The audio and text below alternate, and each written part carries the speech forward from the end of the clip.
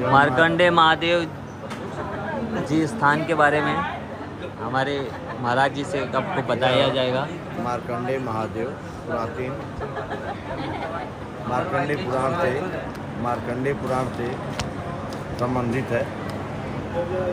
दीर्घायु कामना के लिए यहाँ पर विशेष उत्सृष्टि यज्ञ के लिए, दीर्घायु कामना के लिए विशेष यहाँ पर यज्ञ किया जाता है, अनुष्ठान किया जाता है।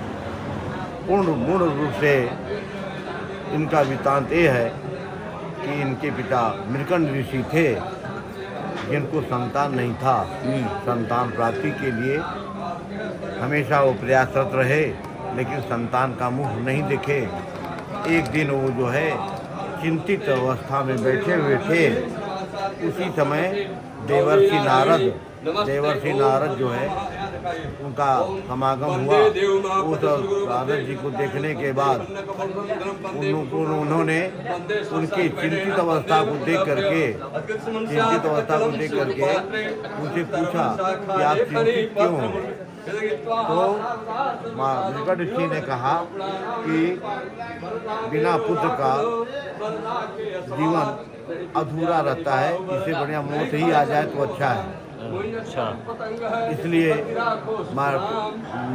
देवर्षि नारद उनको जो है एक अनुष्ठान बताए और उनसे कहे कि आप जो है इधर जानवर आप जो है शिव की आराधना कीजिए।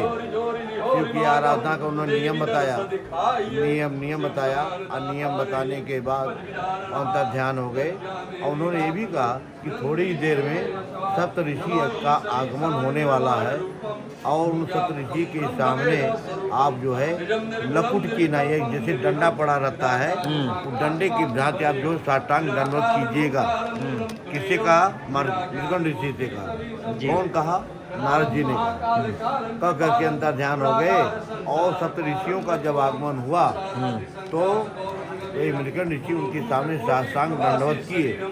दंडवत करने के बाद उनसे आशीर्वाद निकला कि पुत्रवान भव। सप्त ऋषियों ने कहा पुत्रवान भव। ऐसा करके होने पर नारद जी बताए थे कि जब तक ये अपने से न उठावें तब तक ये उठना नहीं। और अंत में सप्त ऋषि जब उनको उठाए तो देखे कि उनकी ललाट पर 7 जन्म तक पुत्र का कोई योग नहीं था। अरे 7 जन्मों तक उनके पुत्र का योग नहीं था, लेकिन कह चुके थे वृथा न होई देव ऋषि वाणी। ऐसा उन्होंने बोल चुका था। अच्छा। ऋषियों की वाणी गलत होती नहीं है।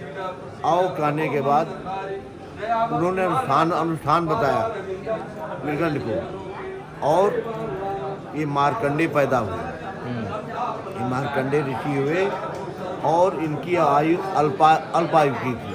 बहुत कम उम्र थी। 12 वर्ष सबसे कम आई। अब 12 वर्ष की अल्पायु में हुए। 5 साल के जब हुए तो इनके पिता बड़े प्रसन्न हुए, देखते थे रोज। एक दिन बड़े चिंतित मुद्रा में होकर के बैठे हुए थे, तब तक से मार्कंडे खेलते हुए आए। उनसे पूछे कि आप चिंतित क्यों हैं?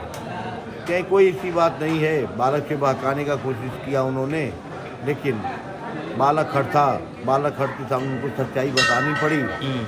बताने के बाद उन्होंने कहा कि जो ईश्वर हमें जीवन दिया, क्या हमें जीवन दान नहीं दे सकता?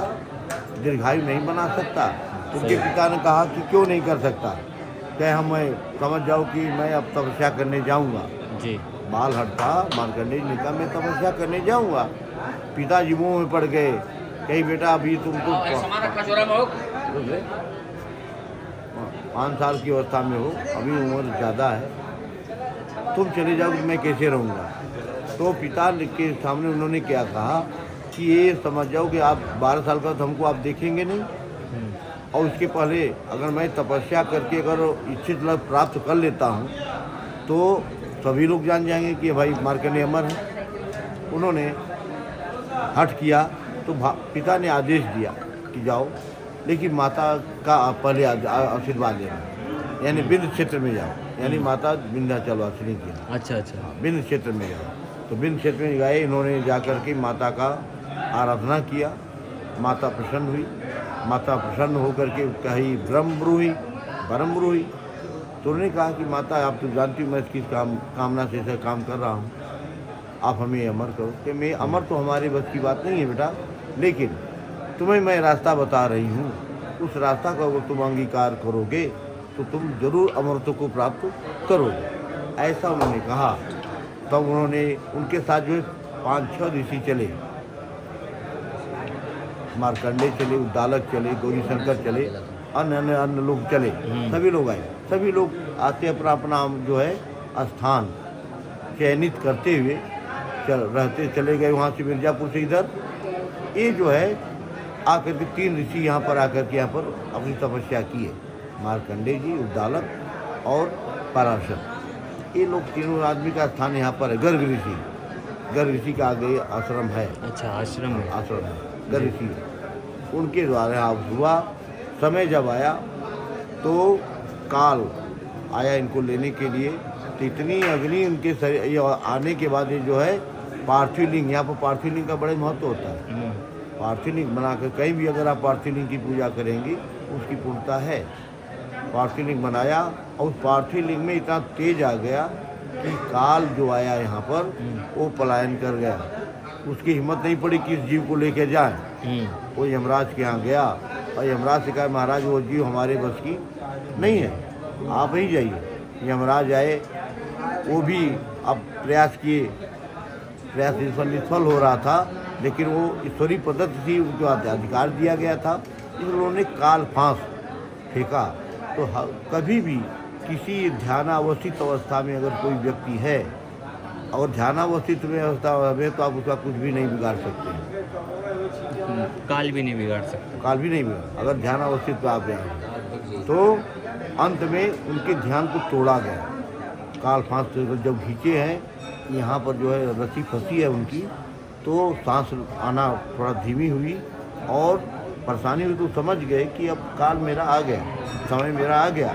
तो जो सामने जो मूर्ति बनाए हुए थे पार्थिव लिंग, उसी को भर अखबार में पकड़ करके उन्होंने यही बड़े रुदन स्वर में क्या भले आर्तनाद में बोला कि चंद्रशेखर चंद्रशेखर चंद्रशेखर पाहि माम, चंद्रशेखर चंद्रशेखर चंद्रशेखर रक्ष माम, चंद्रशेखर माश्रय मम किम करिष्यति वय मह। ऐसा कह करके मूर्ति जो पकड़ा है स्वयं भगवान शिव जागृत अवस्था में आते हैं और काल छूट जाता है और उनको मुक्तदान मिल जाता है। उन्होंने वरदान दिया कि हमारी उम्र से तुम्हारा उम्र जो है 12 वर्ष हो जाए।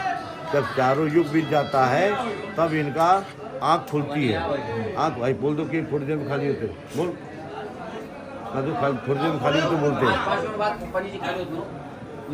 थोड़ी देर में तो चारों युग बीत जाता है तो ब्रह्मा का 1 दिन होता है।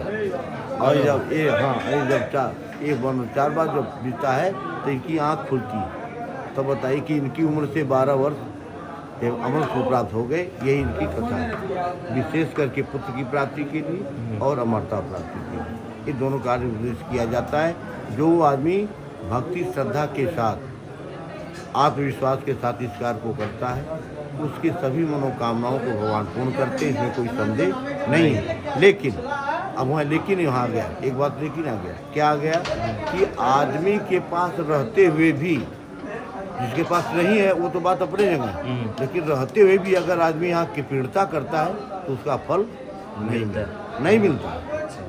कृपणता कंजूसी अगर करता है किसी प्रकार से तो उसको फल का भागी नहीं होता। इसलिए भगवान अगर बनाए हैं तो दोनों हाथ से जो है उसको जो है स्वच्छंद होकर के उसको जो है काम करना चाहिए, कृपणता नहीं करनी चाहिए। जो ऐसा करता है, स्वच्छंद करता है, उसको निस्संदेह उसको उसका फल प्राप्त होता है। बोले श्री मार्कंडेश्वर भगवान की जय। महाराज अपना नाम बता दीजिए। मेरा नाम तारकेश्वर पांडे, उपनाम घासी पांडे। अच्छा, तो यहाँ पे आपको किस नाम से जानते हैं? हमको यहाँ सब लोग घासी पांडे से जानते हैं। घासी पांडे जी। घासी पांडे। अगर उनसे आपको पूजा पाठ कराना रहेगा तो आपसे कांटेक्ट करें। घासी पांडे जी बोलेंगे तो हाँ पता चलेगा। ठीक है। जो भी करना हो घासी पंडित से पूछिए, किसी से। अब यहाँ पर गिरियों का साम्राज्य है, इसलिए गिरियों से संपर्क न करें। अच्छा, ठीक है महाराज जी, धन्यवाद।